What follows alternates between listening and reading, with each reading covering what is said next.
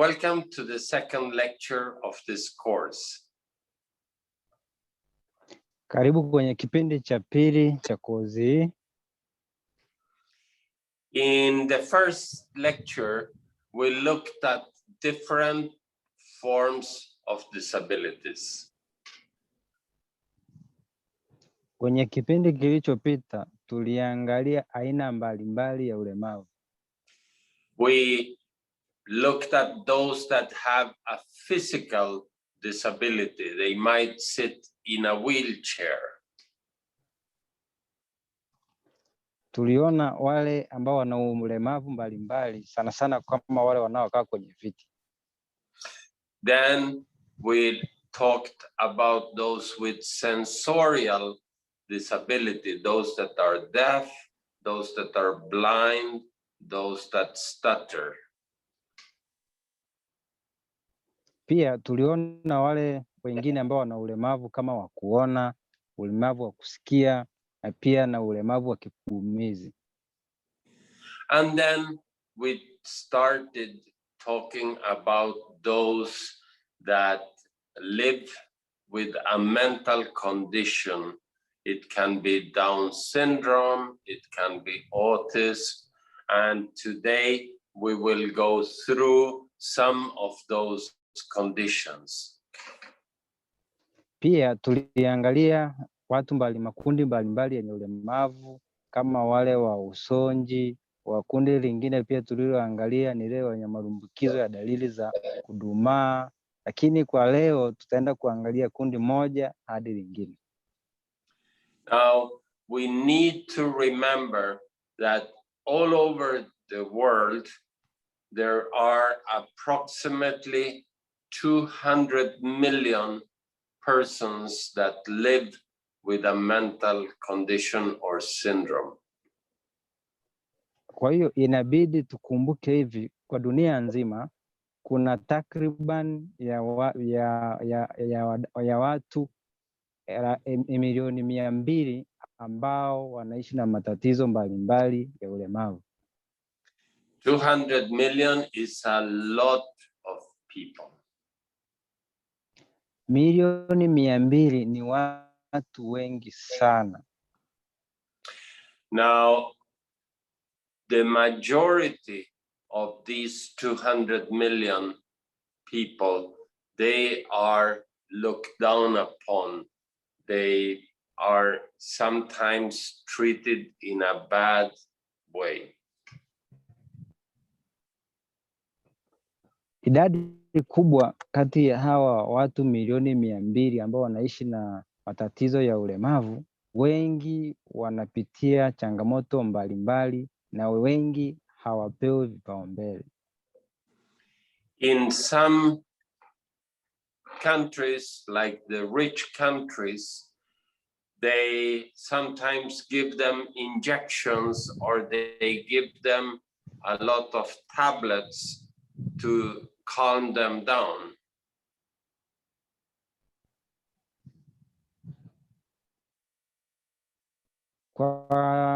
Kwa nchi zingine, sana sana zile nchi tajiri, walemavu hawa huwa wanapewa aidha ni dawa za shindano au vidonge ili walale kwa muda mrefu.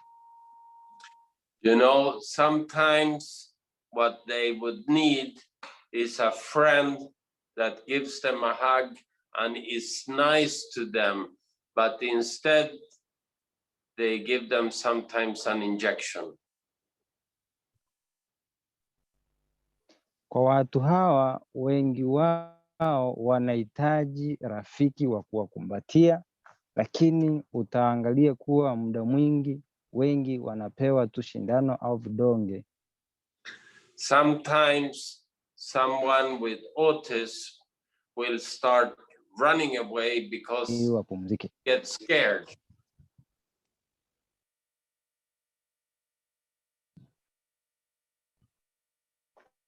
Wakati mwingine hawa binadamu unakuta wanakuwa na uoga fulani hivi wakiona watu.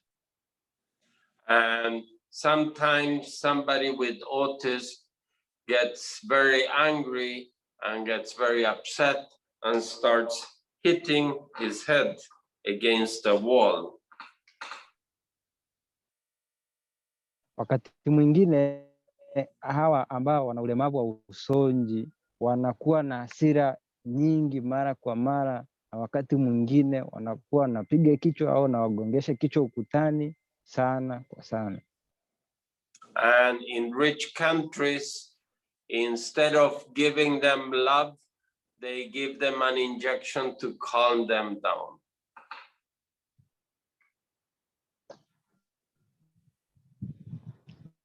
Kwa nchi tajiri, yani mbadala wa kuwapa labda upendo, wao wanakuwa wanawapa dawa ili kuwatuliza. In other countries, what they do is that they put them inside a room. Nchi zingine wanachofanya na hao ndugu zetu, wanawaweka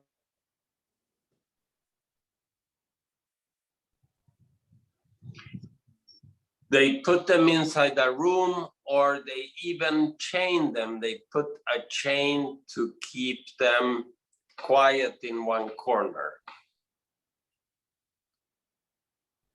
Pia wanapowaweka kwenye hivi vyumba maalum, wanaenda zaidi, wanawafunga kwa kutumia minyororo ili kuwatuliza hao watu. Now imagine if they put me with a chain in a corner of a room, how will I learn things?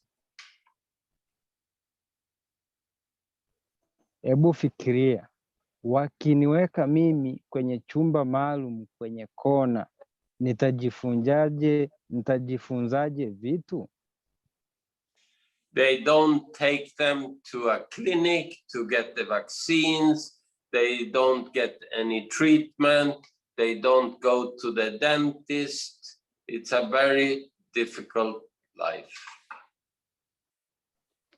Watu hawa hawaendi hospitalini au hawapelekwi kliniki au hawaendi kumwona daktari wa meno, kwa hiyo wanakuwa wanapata shida sana.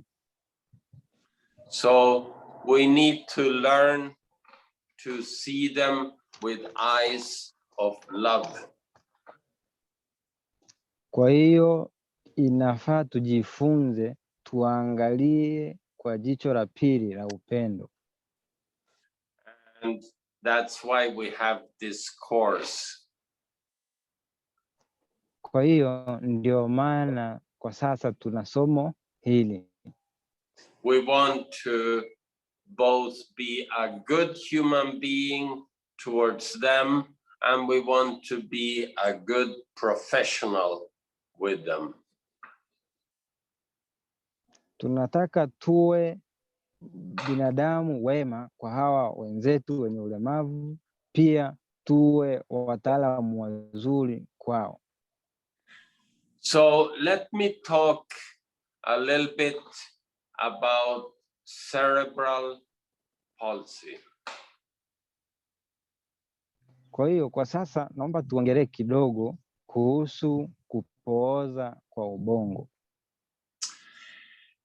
Cerebral palsy usually happens at the moment the baby is born. Kupooza kwa ubongo mara nyingi hutokea wakati wa mtoto kuzaliwa. Sometimes when the baby is born, has the umbilical cord around the neck. Wakati mwingine mtoto anapozaliwa unakuta kuwa ana kitovu ambacho kimejifunganisha kwenye shingo. So for 1 or 2 minutes, the baby at the moment it's born is not able to breathe. It's not able to breathe. Kwa hiyo ndani ya dakika moja au dakika mbili baada ya mtoto kuzaliwa anakuwa hawezi kupumua. And that affects a part down here of the brain, inside the brain. Na sababu hiyo ya kutopumua, hii inapelekea au inaathiri sehemu chini ya ubongo hapa ambayo inahusiana na kupumua. That part of the brain is called the motor part. It's the part that makes my hands and my feet move. Sehemu hiyo inayoathiriwa kwenye ubongo ndio sehemu ya ubongo inayohusiana na mikono, kunyoosha mikono, miguu, kutembea. Sana sana sehemu hii inahusiana na kutembea au na viungo, kucheza kwa viungo. When I am speaking to you, this part is telling my muscles how to open my mouth and how to close it. Kwa hiyo nikiwa naongea na wewe hivi, hii sehemu ya ubongo ya chini inasaidia jinsi ya mdomo unavyofunguka na kufunga na kufunguka na sauti kutoka. It is also telling me how I stretch out my hands and my arms. Pia sehemu hii inanionyesha au inaashiria jinsi nina uwezo wa kunyosha mikono hivi, wa kufanya hivi. Now, when Mandela is moving his hands, this part of the brain is telling the hand to do this and this. Kwa hiyo unapomwona Mandela anafanya mikono hivi, ni sehemu hiyo ya ubongo linaambia mikono sasa unaweza ukanyosha hivi au ukafanya hivi. And when Mandela has his hand stretched out like this, there are signals coming back to the brain to tell him, where is my hand? Kwa hiyo Mandela anaponyosha mkono hivi, kuna ujumbe unatuma kutoka kwenye mkono hapa kuja kwenye ubongo, ambapo huo ujumbe unasema ni wapi niweka mkono wangu. God created us in a marvelous way. Mungu alitutengeneza au alituumba kwa njia moja ya muhimu sana. However, when the signals go back, it is like electricity. Lakini pia ujumbe unapotoka mkononi kwenda kwenye ubongo, yani ni kama ni njia mojawapo kama ile ya umeme. So it is a very, very weak electricity. Very weak electricity. Kwa hiyo njia hii ya kutuma ujumbe kutoka kwenye mkono kwenda kwa ubongo ni njia mojawapo ya umeme ambao hauna nguvu sana. Now, if you have cerebral palsy, this part is not working so well. Kwa hiyo mtu anapokuwa na mlimbukizo wa dalili za kudumaa, hii sehemu ya ubongo haifanyi kazi vizuri. So 3 things happen. Kwa hiyo vitu vitatu hutokea. Sometimes you get too much electricity like this.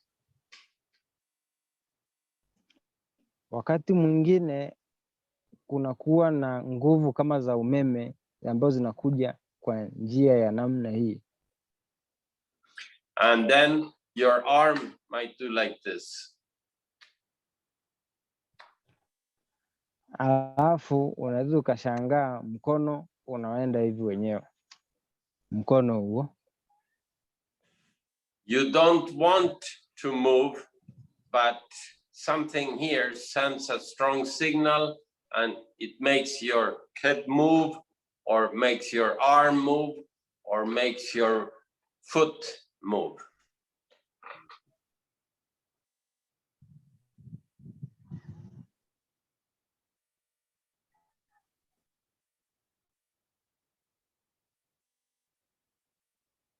Kwa hiyo wakati mwingine unakuwa haujisikii au sio kwa uamuzi wako kufanya mikono hivi au kufanya kichwa hivi, lakini ni kitu kinachotokea moja kwa moja. Mikono inakuwa inaenda juu, mkono huu unaenda hivi, na kichwa pia kinakuwa kinaweza kushuka hivi. So that is called spasm. It's when you suddenly get a movement you don't want to do, but it happens. Kwa hiyo wakati mwingine ndio hivyo, kwa sababu hutokea ambapo unashtuka tu, mkono unaenda wenyewe na huu unaenda, na kichwa pia kinaweza kika drop chini, lakini bila wewe kuamua wewe kukipeleka hivi. Another thing that can happen is that you get too little electricity, too weak signal is coming down to you. Kwa hiyo wakati mwingine kinachotokea ni pale ambapo mtu au ujumbe unaotumwa kwenda kwenye sehemu ya ubongo ni ujumbe ambao ni hafifu. And then your head might come down like this because you are not receiving the signal that tells you where your head is.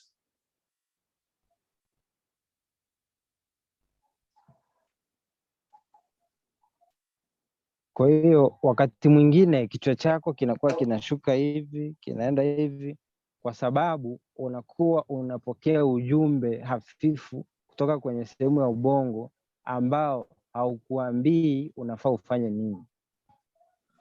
In the technical language, that is called a low muscular tone.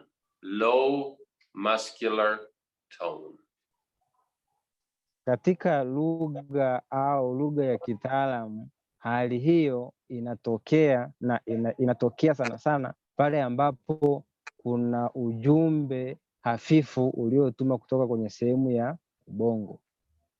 That means your muscles are not receiving a good signal from here. Hiyo ni kumaanisha misuli yako haipati ujumbe mzuri au unaotosha kutoka kwenye sehemu ya ubongo ya hapa chini. Now, then you can have the opposite. You can have all the time too strong signal, a signal that is too strong.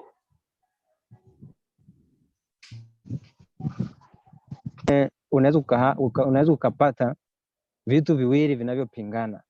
Kuna ujumbe ambao ni hafifu, alafu kuna ujumbe ambao una nguvu nyingi.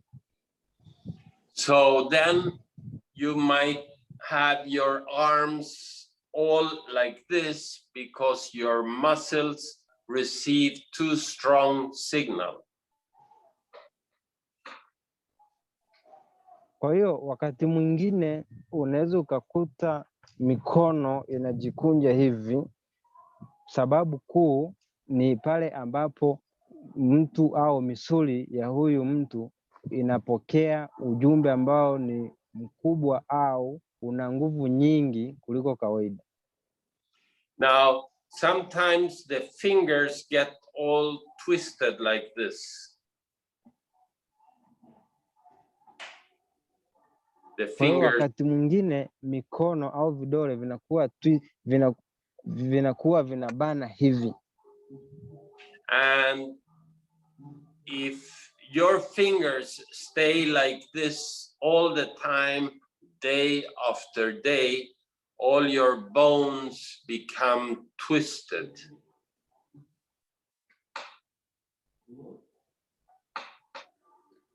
Kwa hiyo vidole au mikono yako ikikaa hivi zaidi ya siku nzima kuanzia asubuhi mpaka jioni, unakuta kuwa mifupa hii ya mikono nayo inapinda.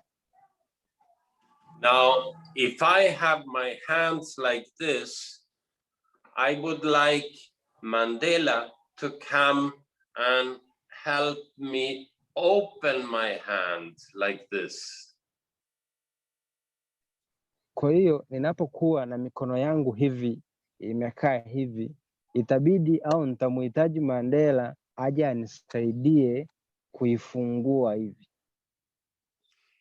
If Mandela doesn't open my hand, my bones will become completely twisted.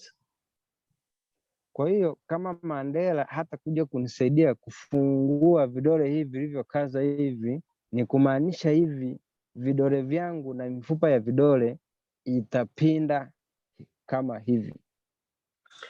I will show you, for instance,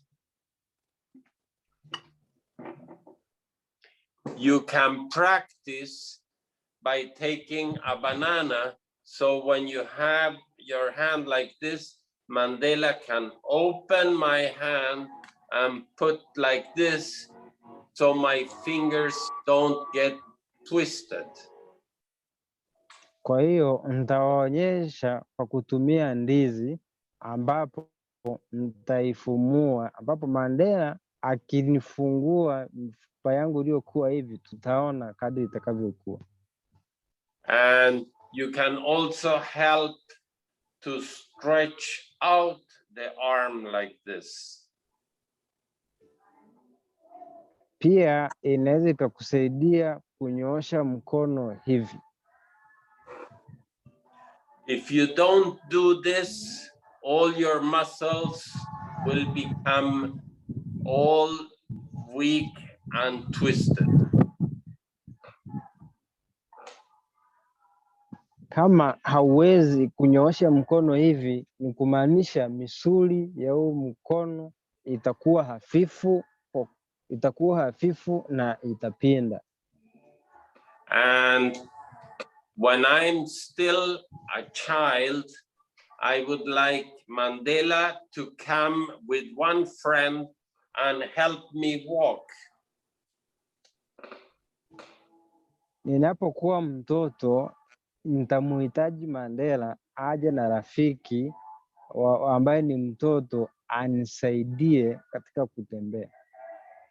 And by helping me walk, I learn to walk in spite of my legs being and my arms being all twisted. Na kunisaidia kutembea itapunguza au itapelekea mguu wangu. Now, imagine if I would tell you to spend 24 hours in the body of someone with cerebral palsy. Hebu fikiria kama ungepewa masaa 24 ukaishi katika mwili wa mtu ambaye ana mlimbukizo wa dalili za kudumaa. Imagine I give you a punishment and I say, Mandela, 24 hours, you will be in the body of someone with cerebral palsy. Hebu fikiri Mandela, kuanzia sasa hivi ndani ya masaa 24 unaenda kuwa na tatizo la mlimbukizo wa dalili za kudumaa. Imagine for 24 hours, your body will not do what you want the body to do. fikiria ndani ya masaa 24 mwili wako huu hautaweza kufanya vitu ambavyo unataka ufanye. You try to speak, but you cannot move the mouth properly. Utajaribu kuongea lakini hautaweza, midomo haitaweza kucheza juu chini kwa ajili ya kuongea. How would you feel? How would you feel living 24 hours in a body that doesn't do what you want the body to do? Utajisikiaje ndani ya masaa 24 mwili wako umeingia kwenye hali ya mlimbukizo wa dalili za kudumaa na haufanyi kazi kama unavyotaka ufanye?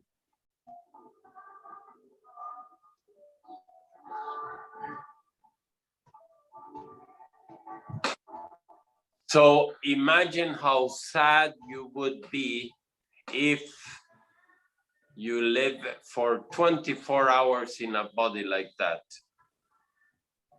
Sasa fikiria itaumizaje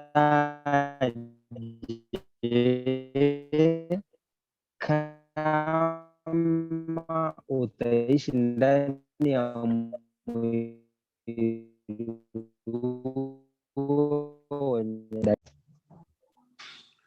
We will repeat that, Mandela, because of the problem. Imagine how you would feel living a whole day in a body that doesn't do what you want it to do. Hebu fikiria unaweza kuishije na mwili huo ambao unahitaji kufanya kama unavyotaka, lakini mwili wenyewe hauwezi. Imagine if your friends then come to you and they look at you as if you were stupid, as if he is crazy. Fikiria kama rafiki yako angekuja alafu anakuangalia yani kama ulivyo, anasema sasa huyu hawezi, huyu chezi. I have a friend who has cerebral palsy. Nina rafiki yangu mmoja ambaye alikuwa na tatizo la mlimbukizo wa dalili za kudumaa. And he likes to write, and he has written one book. Na anapenda kuandika na tayari ashachapisha kitabu kimoja. And it takes him a long time to type every letter.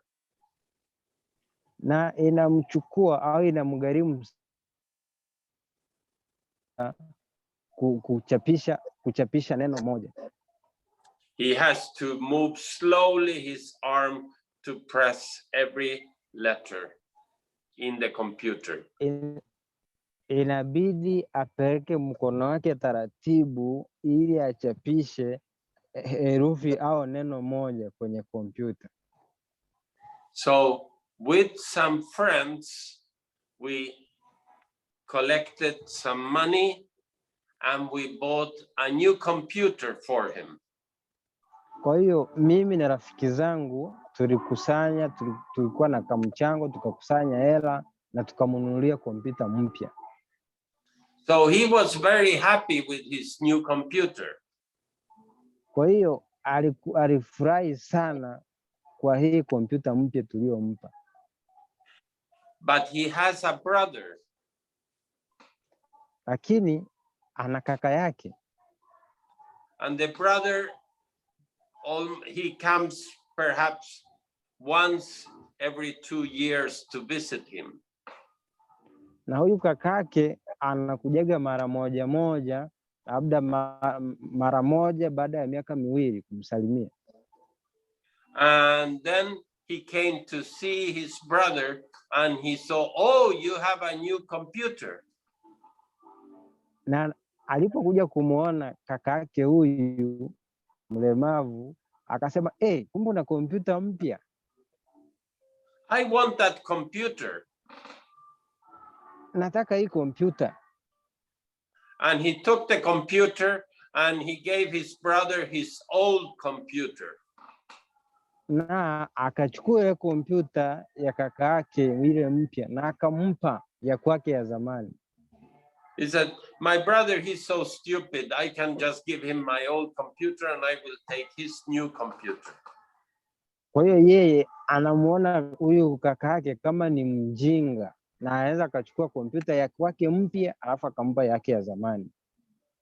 And this friend of mine, he couldn't do anything. Na hiyo rafiki yangu kwa sababu yupo hivi hakuweza kufanya chochote. And this happens every day all over the world to them. Na matukio haya yanatokea karibu dunia nzima kila siku ya siku.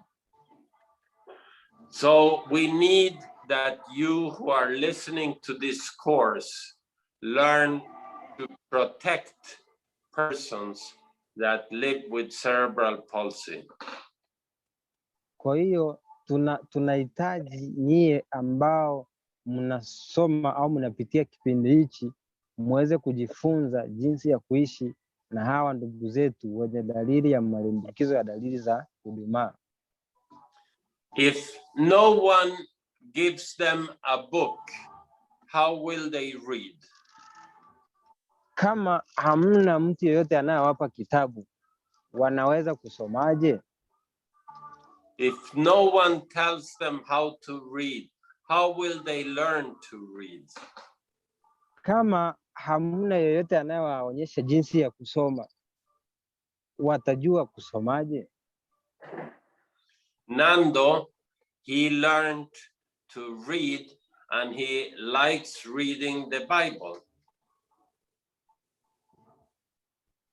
Nando, kuna mtu mmoja anaitwa Nando ambaye anapenda kusoma na anapenda kusoma Biblia. They also need to learn and they also need to be able to read, for instance, the Bible. Hawa ndugu zetu wanahitaji kujifunza kusoma, pia wanahitaji kusoma na Biblia. So I have given you examples of how sometimes people that think that they are very intelligent, they treat a person with a mental condition, they treat them badly.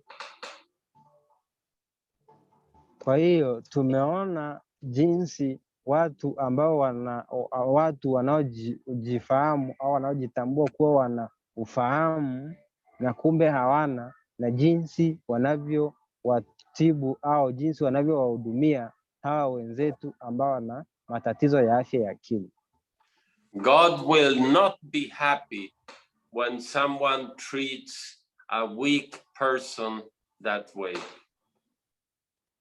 Mungu hatapenda au hatafurahia kama mtu atakavyowatibu au atakavyowahudumia hawa wenye ulemavu kwa jinsi hiyo. So again, remember, if you see a person with cerebral palsy, don't think that they have an evil spirit. Kwa hiyo niwakumbushe tena, tunapowaona hao ndugu zetu wenye ulemavu, sana sana wenye malimbukizo ya dalili za kupooza au za kudumaa, tusiwafikirie kama wana pepo baya. They need your love.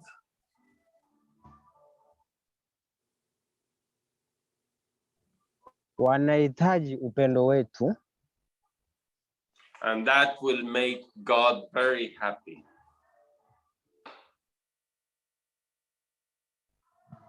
Na kwa kufanya hivi itamfanya Baba yetu Mungu Mwenyezi Muumba awe na furaha. Now, yesterday we in the previous lesson, we talked about autism and about Down syndrome. Kwa hiyo kwa kipindi kilichopita tulizungumzia kuhusu magonjwa mawili, ambao gonjwa la kwanza lilikuwa ni usonji na gonjwa la pili lilikuwa ni shida ya malimbukizo ya dalili za kudumaa. Now, when you have, for instance, Down syndrome, it is very important already when you are a small baby that you start helping them. Kwa hiyo inapotokea kuwa kuna mtoto mdogo ambaye ana malimbukizi ya dalili za kudumaa, ni vizuri tuanze mapema kuwasaidia. You should not only have them on your back, carrying the baby on your back. You need to help the baby to start walking.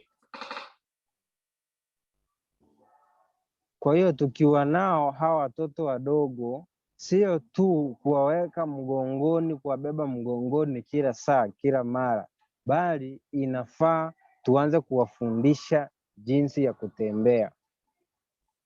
You need to look the baby in the eye and talk to the baby. Inafaa umwangalie mtoto machoni, jicho kwa jicho, na uanze kuongea na huyu mtoto.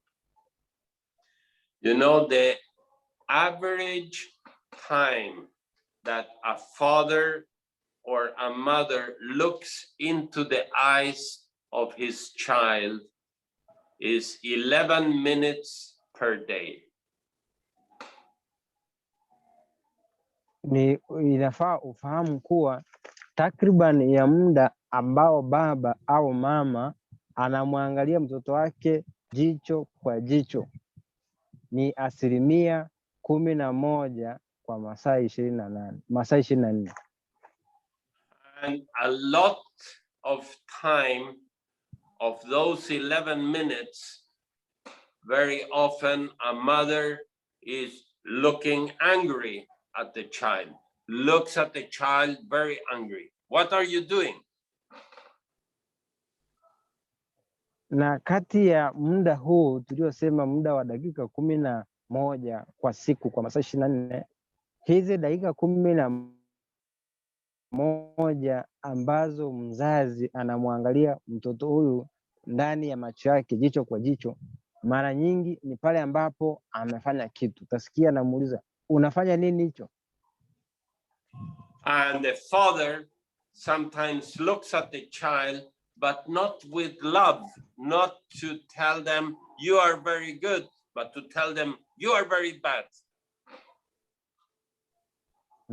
Na kina baba nao katika hizo dakika tulizoziona, dakika 11 ndani ya masaa 24, kina baba na wao wanakuwa wanawaangalia watoto, si kwa kuambia hiki umefanya vizuri, hiki umefanya vizuri, endelea hivi. Mara nyingi wanawaangalia kuambia unafanya nini hichi kila saa.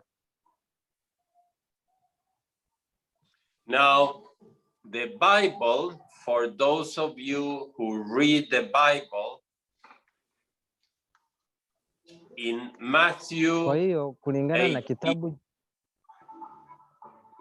in Matthew 18 verse 10, it says that the angel of the child is always in front of God, talking about how you behave with the child.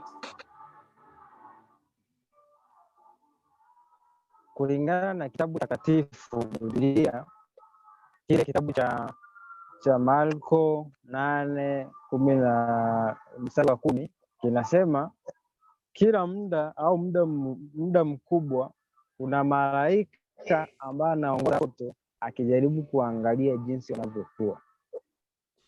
That means the angel of the child goes up to God and says, this is what Niels did to this child. This is what Mandela did to the child. the angel is going up and reporting to God all the time. Kwa hiyo baadaye huyu malaika anarudi kwa Mungu Muumba, anamwambia hiki ndicho huyu mtoto alichofanya, au hiki ndicho Mandela alichomfanyia huyu mtoto. So we need to learn to look with love in our eyes. Kwa hiyo inabidi tujifunze kuangalia au kuwa na upendo ndani ya macho yetu. David in the Bible talks about God, turn your eye to me. Daudi kwenye kitabu cha Biblia au kitabu takatifu Biblia, Daudi anasema na kumwambia Mungu, Mungu niangalie macho yangu mimi. You can read it in many places. David saying, turn your face to me, turn your eyes to me. Unaweza ukasoma kifungu hiki au maneno haya kwenye vitabu mbalimbali kwenye Biblia, ambapo Daudi alikuwa anamwambia Mungu, naomba unitazame mimi, naomba ugeuze macho yako juu yangu. So in the same way, you know, these children with cerebral palsy, with Down syndrome, with autism, they would like you to turn your face to them and look at them with love. Ndio hivyo hivyo kwa hawa ndugu zetu wenye ulemavu wa uchonzi au wale wenye dalili za malimbukizo ya kudumaa, wanakuwa wanaomba au wanahitaji sisi tuweke macho yetu kwao, because their angel will be reporting to God how you treat them. Kwa sababu malaika wao au malaika anaowalinda atakuwa anatoa taarifa kwa Mungu jinsi unavyowahudumia. Now we have other conditions, for instance, microcephalia, which is those that have a very small head. Pia tunayo matatizo mengine kama wale wanaozaliwa na kakichwa kadogo kuliko kawaida. They might have a very, very small head. Wanaweza kuwa na kakichwa kadogo kweli kweli, but they are still God's child. Lakini licha kuwa na kichwa kidogo, yeye ni mtoto wa Mungu. And you need to treat them with love. Na unahitaji kuwahudumia na upendo. Now, when you're working in a hospital, sasa unapokuwa unafanya kazi hospitalini, sometimes a father or a mother comes with a small child with a small head. Wakati mwingine utakuta baba au mama anakuja na mtoto mdogo mwenye kakichwa kadogo hospitalini. And sometimes the mother or the father is not treating the child well. Na wakati mwingine huyu baba au huyu mama hamchukulii au huduma anayempa huyu mtoto sio nzuri kabisa. And they are saying, come here, and they hit them and they say, come here. Na wakati mwingine wanakuwa wanavuta, njoo hapa, na wanapiga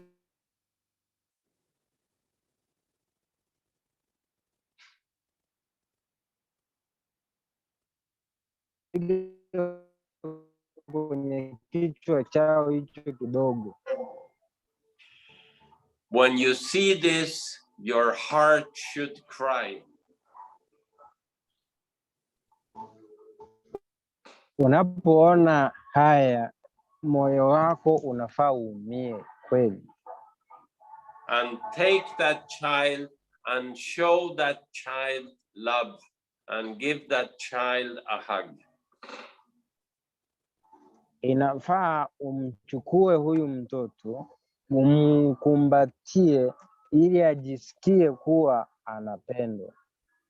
Because you are, as a nurse, as a doctor, you are telling the father and the mother, this is how you should treat your child. Kwa sababu wewe kama nesi, wewe kama daktari, unamkumbatia, ishara ya kumwonyesha huyu mama yake au baba yake kuwa huyu mtoto anafaa ajaliwe kama ulivyo mjali. This is how God wants you to treat your child. Hivi ndivyo Mungu anataka umlee mtoto wako. And the father and the mother, they will see how happy their child becomes when you show them love. Na huyu baba au huyu mama atafurahi kuona jinsi mtoto wake unavyompa furaha na unavyomjali. We have a problem in the churches. Tuna shida kubwa kwenye makanisa. We are hearing music from a church where Mandela is. Sasa hivi tunasikiliza muziki kutoka kwenye kanisa moja ambapo ni jirani na Mandela. But sometimes the church does not look with love at children that have mental conditions. Lakini wakati mwingine haya makanisa hayaangalii wala hayachukulii maanani hawa watoto ambao wanaishi na shida za afya ya akili kama zile za uchozi. They don't want them in the church sometimes.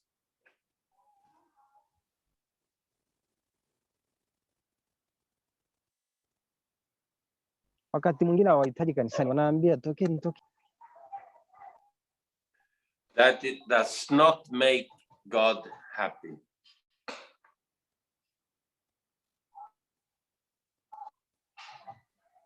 Kwa kufaki hakimfurahi. So we need to also help the churches to be a loving place for children with conditions. Kwa hiyo inafaa tusaidie haya makanisa ili ionekane au waonyeshe upendo kwa watoto ambao wana matatizo kama haya. Now, there are other conditions that that have an impact on the behavior of children. Kwa hiyo kuna matatizo mbalimbali, matatizo mengine ambayo yanaathiri au yanaendana na mienendo. Some children get very, very, very angry when you just tell them, no, don't do this. Then the child gets very, very angry.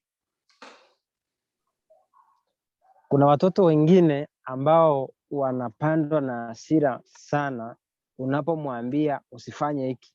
Wanakuwa wanachukia sana na wanakuwa na hasira sana.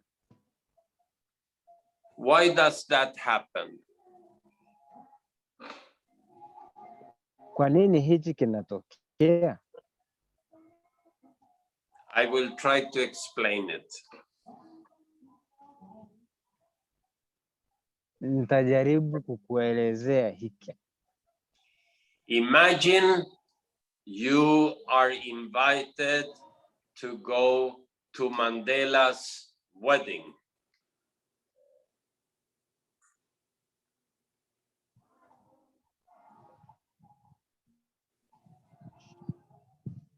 Mandela leo. So Mandela will get married and I have been invited. So I buy new clothes and I buy the gift and everything to go to Mandela's wedding. Kwa hiyo kutokana na mwaliko huo wa harusi ya Mandela, ninanunua nguo mpya, nanunua zawadi, najiweka tayari kwenda kwenye harusi ya Mandela.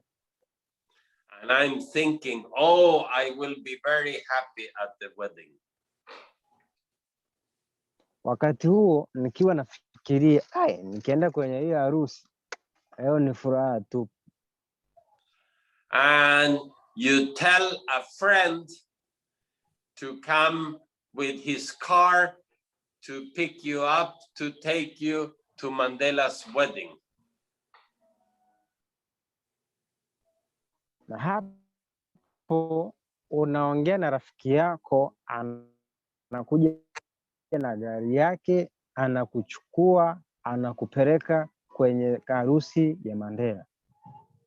And I dress up, I look very nice, I have a beautiful gift for Mandela, and I'm waiting for my friend to come and take me to Mandela's wedding.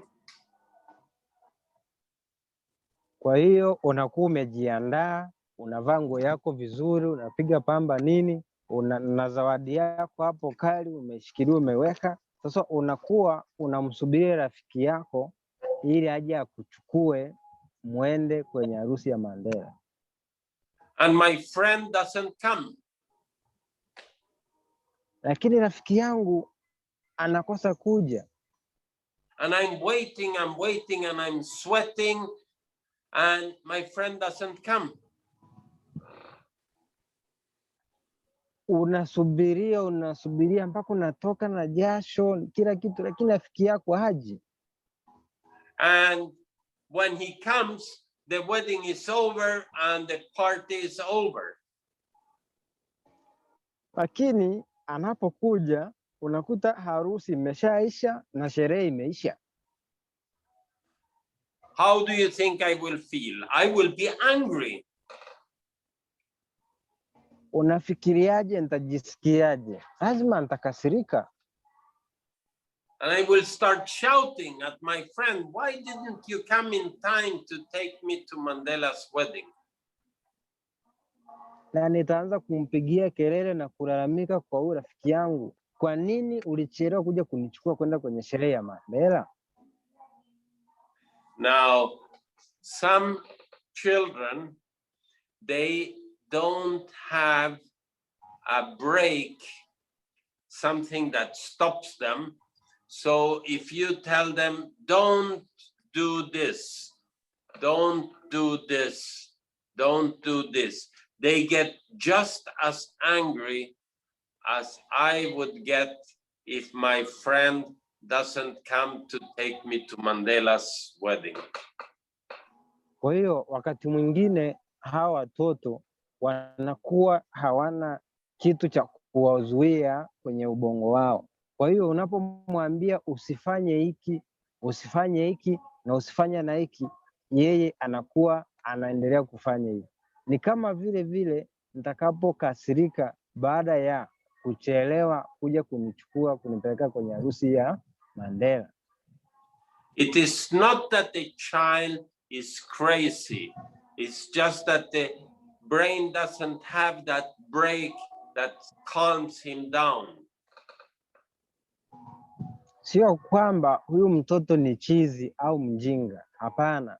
Ni kwa sababu hana kitu kwenye ubongo wake ambacho kinaweza kikapunguza au kinamsaidia kinamsaidia kuacha au kuachana na yale mambo unayomwambia usifanye hiki na usifanye hiki. So very quickly this child becomes as angry as I become if I cannot go to Mandela's wedding.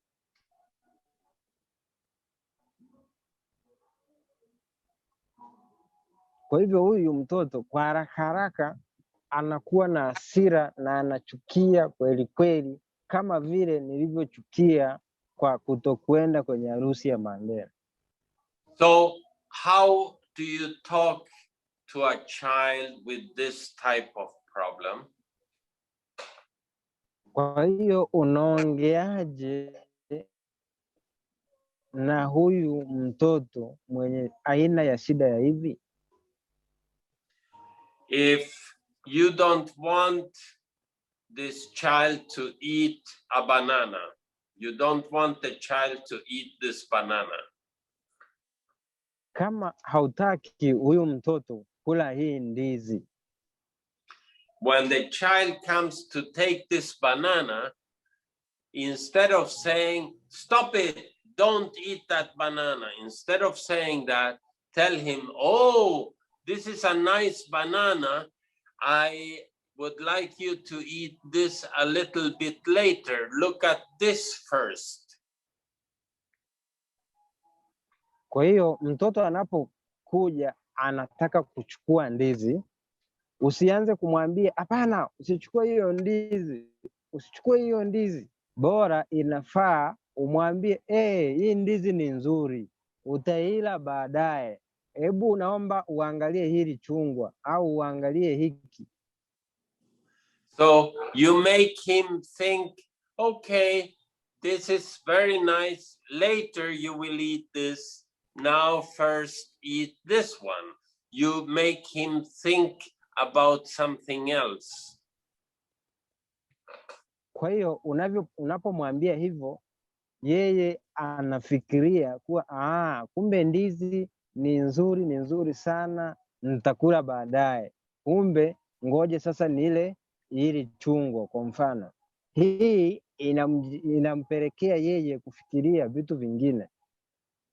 So I have tried to explain how we should try to be a good human being to persons, to children that live with different types of conditions.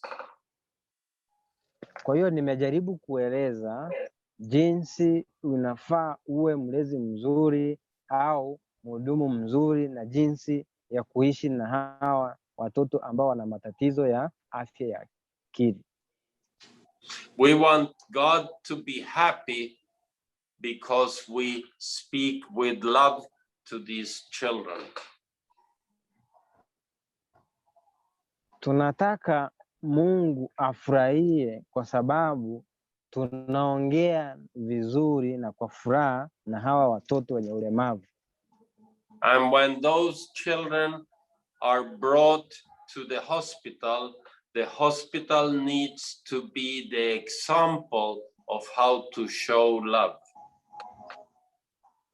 Na hawa watoto wanapoletwa hospitalini, hospitali inafaa uwe mfano bora jinsi ya kuwalea au kuwatunza hawa watoto na furaha.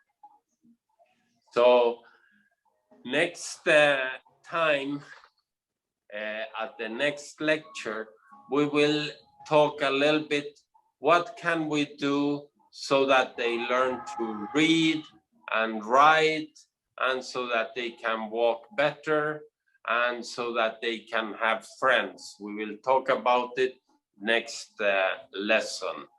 But thank you so much for participating in today's lecture.